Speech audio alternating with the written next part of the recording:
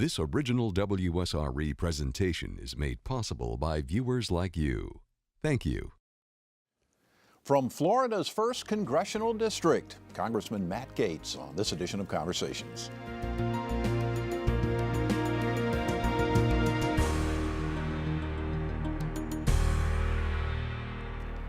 Matt Gaetz served 3 terms in the Florida House of Representatives before taking on a crowded field of Republicans in the primary and a Democrat in the general election to ultimately fill the seat being vacated by retiring Congressman Jeff Miller. Congressman Gaetz serves on the Armed Services Committee, the Judiciary Committee, and the Budget Committee. And we're glad to have him on this edition of Conversations. Congressman, welcome. It's great to be back on, Jeff. Congratulations. The last time we had a conversation, you were just still in the runoff. That's right. That's right. Well, certainly learned a lot in the last 3 months about the ways of Washington and the way we really need to change the way our nation's capital works to do right by the great people that we serve. One of the things you and I were talking about prior to going on here is how different things are in Washington than what you found in Tallahassee. Expand on that a little bit. You know, Jeff, in Tallahassee, I found that even though Florida is a very diverse state, people from rural districts and urban districts, Democrats and Republicans, liberals and conservatives, I got the sense that with very few exceptions, most people were there really to improve quality of life for our citizens. And sure, we would disagree on the tactics or the strategies, but at the end of the day, the reason people were serving was to make life better for folks. What I find far too frequent in Washington is that it's personal ambition or attention or ego that motivates people more than really the impact of quality of life to regular folks. And we see that dynamic play out with just the total gridlock and the inability to get things done. You know, in Tallahassee, we would eat together, Republicans and Democrats. We'd go to worship service together. We would get to know each other's families and interests. And in Washington, everything seems to divide Democrats and Republicans and reward conflict rather than problem solving. And I think that's the ethic we have to change. Do you think some of that may change? I mean, Trump's very much been talking about the whole idea of draining the swamp, and clearly he's a different sort of politician. Do you think the tone will change over time? I'm hopeful that it will. Unfortunately, because President Trump is so polarizing, people have really retreated to their ideological corners in the first 100 days of his presidency. My hope is that we're able to leverage President Trump's skills in working with a wide array of people. You know, when you're a Manhattan developer, you don't look at people as Republicans or Democrats. You look at everybody as someone you've got to work with to accomplish an objective. And when you look at the challenges we're facing as a country, we absolutely have to leverage all of the human capital, not just one party or another. Right. Let's talk about some of the issues, and let me begin with health care, because as we tape this program today, there was some news. CNBC was reporting that there have been some changes with a bill as far as repealing Obamacare, and that it looks like there's a decent possibility that it could get through the House. You want to expand on that? Well, we have to get this bill through the House. Republicans made a promise to the voters that if we were elected to run the government, we would repeal Obamacare. If we fail to keep that promise, the voters won't trust us and we'll deserve it. And so there won't be an ability to move on to tax reform, infrastructure, immigration, all these other important issues if we don't start by keeping the most fundamental promise that we made to voters. There are a variety of different strategies in how to replace Obamacare in a way that is patient-centered, free market, and doesn't excessively entangle the government. What some have proposed is front-loading risk pools. So what that means is, right now we've got about 8% of the Medicaid population that accounts for more than 50% of the Medicaid spending. So if you take the cases with the most acuity, the most medically complex individuals, and you put them into their own special risk pool and give them not health coverage, but actual health care, then what you do is you create vibrance in the individual market for everyone else. And that those small group of people who have serious medical issues don't end up negatively impacting the broader insurance marketplace for people who want to be able to go and buy the coverage that they need at a cost they're willing to pay. And this is, I guess, being called the MacArthur Amendment, and is that what the kind of the crux of it? Yeah, the organizing principle of what Representative MacArthur has worked on with members of the Tuesday Group, which is the more moderate wing of the Republican Party, and members of the Freedom Caucus, some of the more conservative members, really is to find a way where when the bill passes, there's an immediate reduction reduction in premiums. There was the expectation that ultimately the cost curve would be bent on health insurance down the road with an original version of this bill, but this tries to front load the premium savings by taking those folks who impact costs most greatly and to put them into their own risk pool. What do you think the chances of something like this passing? You know, Jeff, that's such a tough question to answer because in the limited time I've been in Washington, I've been so disheartened by the lack of problem solving. It seems to me that people are judging their performance in the Congress not based on what reforms they're able to enact, but based on what bookings they can score on cable news, or what viral video moment can they have disagreeing with someone. And so I am focused not just on the substance of these policies, but the culture and the dynamic that we have and how corrosive that is to progress. But here's the good news. I know we can make it work. I've seen it work in Florida. Florida is a microcosm of the country. We have this great diversity, and somehow we're able to come together, balance budgets, cut taxes, create an environment where people want to come to our state. I mean, capital is fleeing states like California. It's fleeing in the Midwest, and people are choosing to come to Florida with their resources and with their families. And so I'm hopeful that by telling Florida's story, by showing how Democrats and Republicans work together, by showing how Republicans were able to be a governing majority, that we'll be able to make more progress than we've made in Washington, not just on health care, but anything else. Until we do that, until we kind of flip the game board, I'm really skeptical as to whether or not any major reform can happen. We've got to put the country first and ego second. You mentioned tax reform, and of course that was a big tenet of the Trump administration's campaign promises. And certainly if you look at the financial markets were quite excited about that once he was elected. So where do you think we stand on tax reform, and how do you see that unfolding?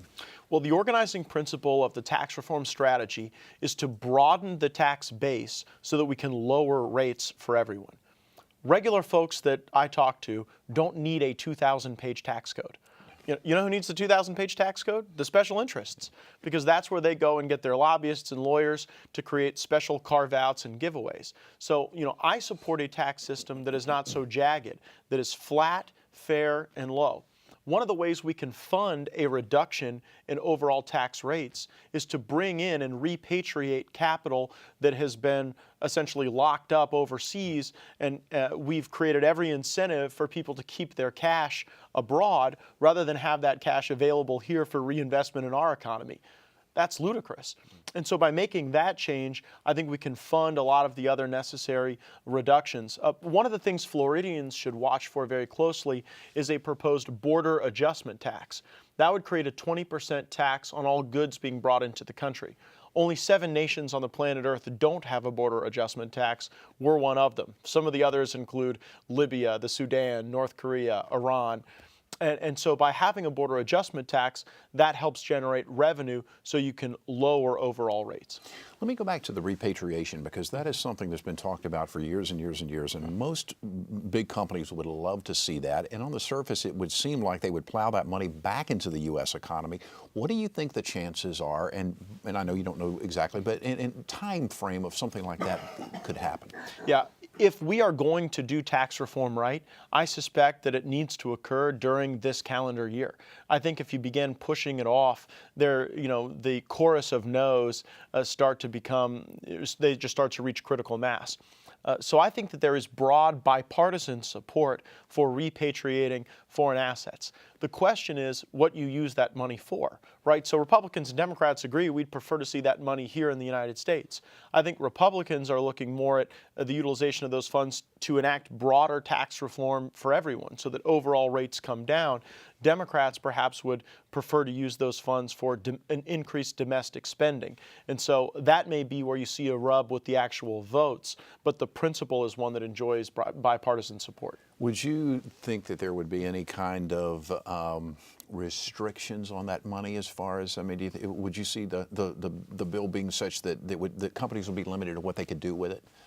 Well, when you start doing that, you really impair the value in repatriating the money. It's sort of like if you tell companies you can only bring the money back if you want to hire people or pay dividends or build new plants, then you'll only get part of the money back. If you really want all of the money back, I think you have to subscribe to the theory that folks know best what to do with their own money, the government doesn't. And we know this, by having the money locked up overseas, that's of no value to the American taxpayer. So really anything you can do to bring the greatest volume of those resources back stateside, I think would be the most important goal to achieve, not trying to micromanage the use of those funds. Do you think we'll see a bill that just addresses the corporate taxes, or do you think we're going to see a bill that corporate and personal taxes together? I think you've got to do those together. I don't think that it is credible to the American people, and I don't think it's fair to say, well, we're going to go do tax breaks for businesses, but for pass-throughs, which are how a lot of small businesses are organized,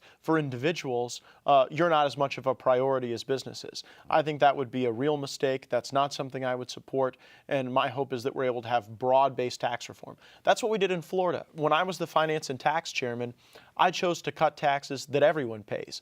We cut the cell phone tax, the internet tax, the TV tax, because small businesses have those costs.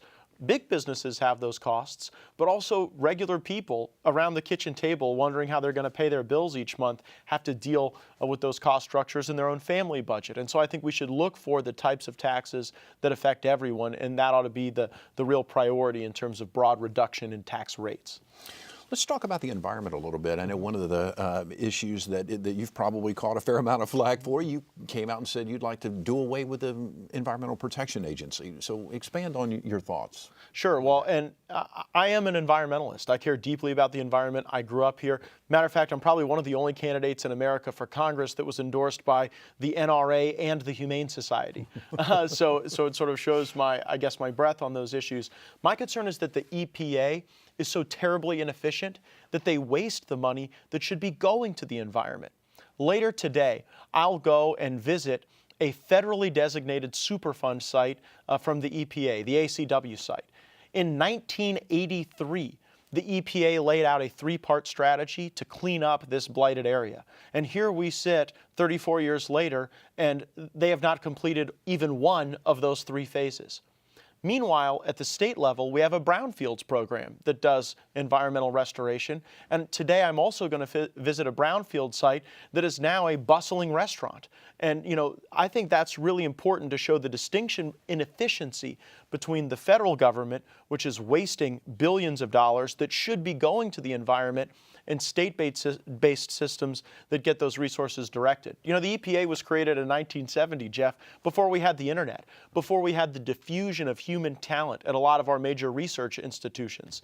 And I think if you and I were to start today with a blank sheet of paper, designing a strategy for environmental protection, I don't think we'd design the same strategy today that was designed in 1970. And so I think starting over with a fresh look at modern technologies, modern environmental challenges like climate change will really drive us to more effective solutions for the environment. Would you like to see more of the decisions pushed back to the state, is basically what you're saying, I guess? Yeah, look, I always believe there ought to be high federal standards.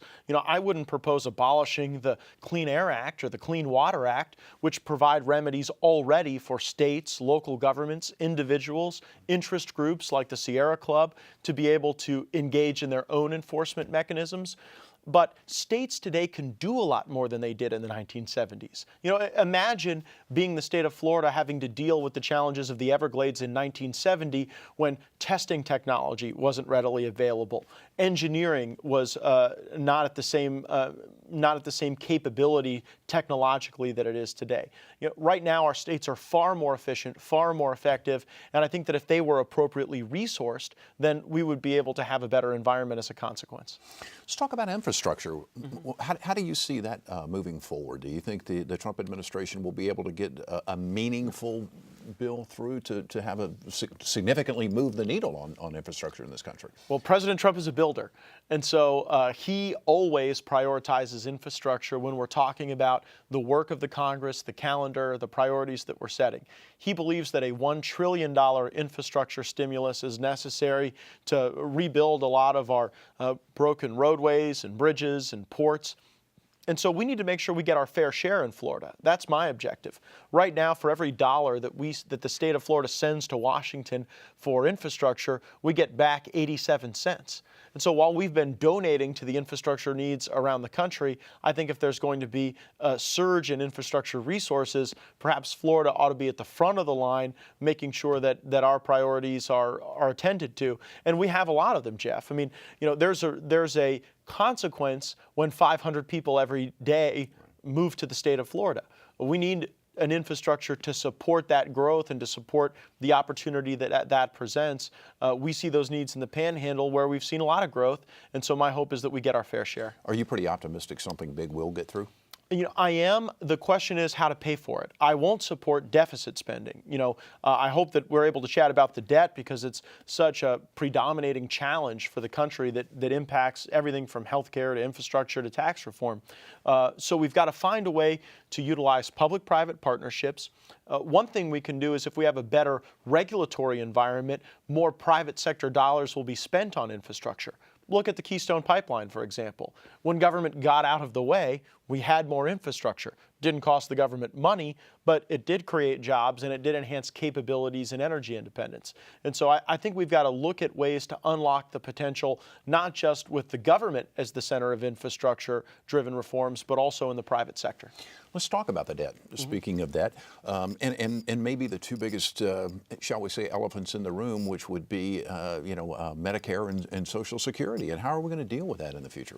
I mean, Jeff, this is why I ran for Congress. I am so concerned about the impact of our debt and the rapid growth of our debt. I mean, you look back to when George Bush was president, we had a debt around $5 trillion. That doubled during his presidency. And then you look at the presidency of the last administration, President Obama, the debt went from about $11 trillion to about 19, close to $20 trillion. Here's what really scares me. If we make no structural reforms to eligibility for entitlements, the debt will be $28 trillion in the next 10 years. That will hollow out our economy. And if we think it can't happen to us, all we have to do is look across the Atlantic Ocean to what's going on in Europe, where massive debts paired with expensive entitlement programs have sapped opportunity from an entire generation of people in Europe. We cannot allow that to happen. So here's what that means, and these are sticky wickets. These are tough subjects. But the programs that exist within our federal government that allow people to get a check automatically as a consequence of qualifying for those programs are currently unsustainable. That's not a political statement. That's not me, pounding my chest with Republican ideology. It's just a fact that those are actuarially unsound programs to date. And so we have to reform them to save them. The healthcare legislation that we discussed earlier would have done that for the Medicaid program, which is a substantial driver of the debt. If we took the Medicaid program and block granted that program to states, it would cap the liability of the federal government while unlocking innovation and reform at the state level to actually drive down cost. So, I know Social Security is very difficult. We would never have the opportunity to change Social Security benefits for current recipients or those who are about to retire. I do believe for people that are my age, we should raise the retirement age. We're going to have to work longer before we retire, because people are living longer. Actuarially, yeah. It's a direct consequence, but we've got a real shot to reform the Medicaid program so that that's not such a driver of the debt. One thing I did not know until I got to Congress, Jeff, is that 60 cents off of every dollar that Washington, D.C. spends is never voted for or against by any member of Congress, never signed by the president. 60% of the federal government is just automatic. It goes to people who qualify for unemployment, qualify for Medicaid, qualify for Medicare or Social Security. If we don't change the eligibility for those programs in the next 10 years, that goes from 60% to 78% of the federal budget. So you'll have an entire Congress, an entire executive branch who will sit around and fight over, the remaining 22% of the budget because 78% will already be spoken for in mandatory spending. That's totally unsustainable. Are you optimistic that these problems will get addressed in the next couple of years? Because as a country, we've been talking about those problems for, a couple of decades now. because you can see that train coming down the line. So are you optimistic at some point something's going to happen, right? Well, it has to happen, and we have a system now that would allow for reforms. We have one-party government in Washington, D.C. Republicans control the House, the Senate, and the White House. And if we don't deliver on these reforms, the voters will throw us out, and we will deserve it. And so I view this as a historic opportunity. It's only the third time in American history Republicans have had unified control of the government, and we have to be the ones to deliver on this. People have to be willing to lose their elections in order to save the country. That's what it's come down to. But you know, what makes me optimistic is when I go back and read the writings in the journals of Adams and Madison and Jefferson as they were forming our Constitution and our government. The challenges that they faced were very significant. The divisions were real, but somehow these patriots were able to rise above their own egos and put forward solutions that would work for everyone. We need that restored ethic now, and I think the best way to get there is to showcase all the progress we've made in the state of Florida and really make people in Washington believe that it's possible. So I can't say that I'm optimistic because I see how broken this town is, but I know what the solution is, and it's to run Washington the way that we've run Florida, working together, leveraging everyone's talent, starting with what we agree with, and then going from there. Yeah, I think Winston Churchill said something to the effect, the American people always do the right thing after they've tried everything else. Right. It's just sort of like when you're looking for something, it's always in the last place you look. That's right. Let me touch on a couple of local issues. You're talking about changing the way Pensacola Beach and Navarre Beach are structured, going from leasehold to ownership. Expand on that. Sure. There are people that live in Navarre Beach and Pensacola Beach who are paying both property taxes and a lease payment to the government. So if we simply give those folks fee simple title to their property, they won't have to make a lease payment, and they'll be treated just like any other Northwest Floridian is treated who owns property. So it's the equitable thing to do, the right thing to do. Congressman Miller passed this with broad bipartisan support out of the House in the last Congress. It was blocked in the Senate because a poison pill was added to forever bar a Navarre pass.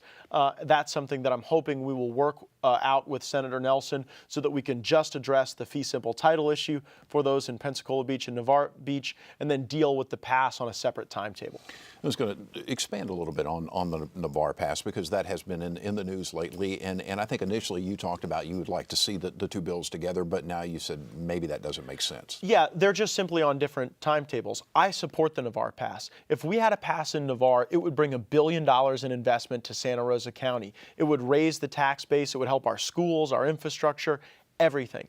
The challenge is we've got some very sensitive military testing and training operations that occur just east of where the Navarre Pass is, or the legacy Navarre Pass is located.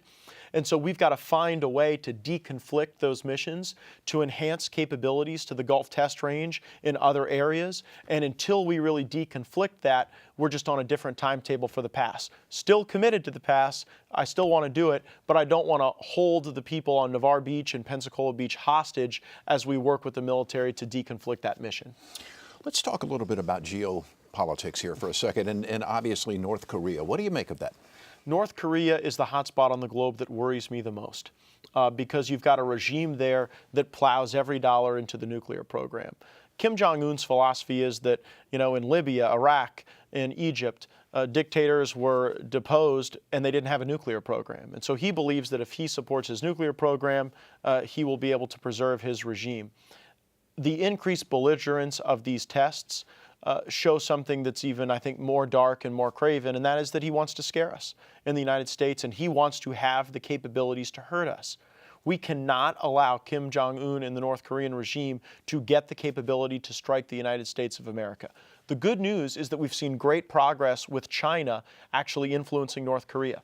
More than half of North Korea's economy are coal exports to China. China has ceased those exports, and it'll give them great leverage over North Korea to hopefully curb these tests. I think it shows that President Trump made great progress with the Chinese leadership in his recent meeting with them. And what about Syria? What are your thoughts on that? I don't want to put Northwest Floridians in the middle of a Syrian civil war. The people I go to church with, that I see at the grocery store, I just can't stomach that. I think the president was right to bomb the air base that launched these atrocious chemical attacks. But Syria is a powder keg when you look at Russia's involvement, when you look at the concerns that we see from our allies in Jordan, Saudi Arabia, when you see Iran trying to play more of a role there by sponsoring and franchising terrorist activity.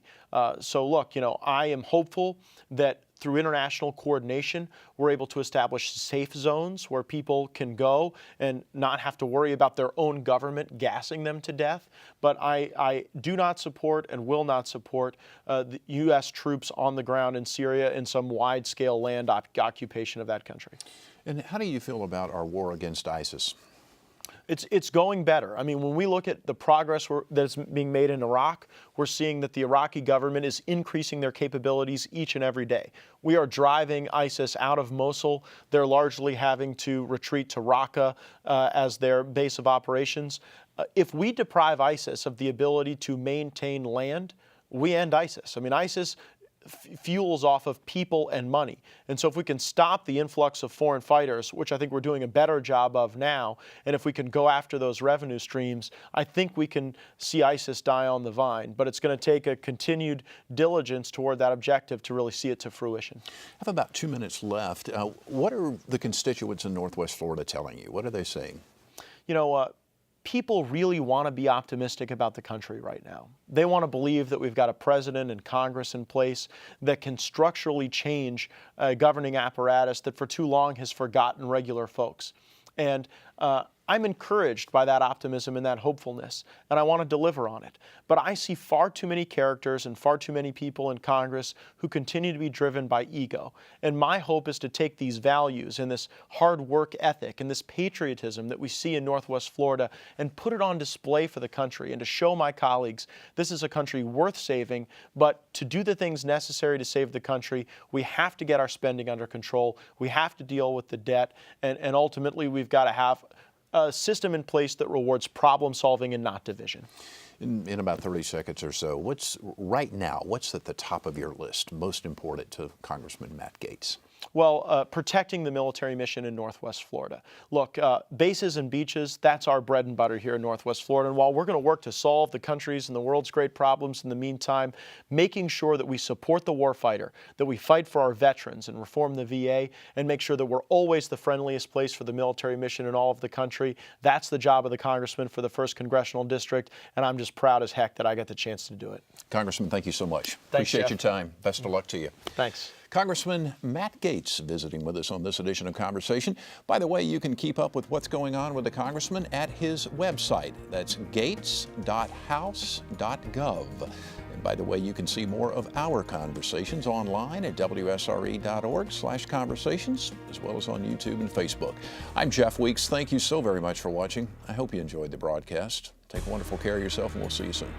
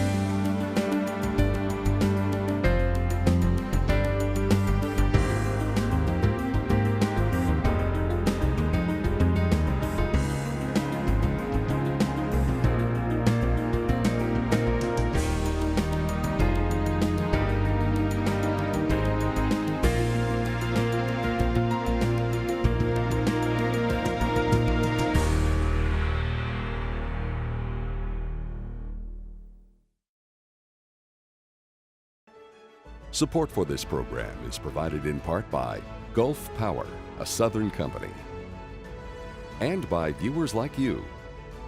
Thank you.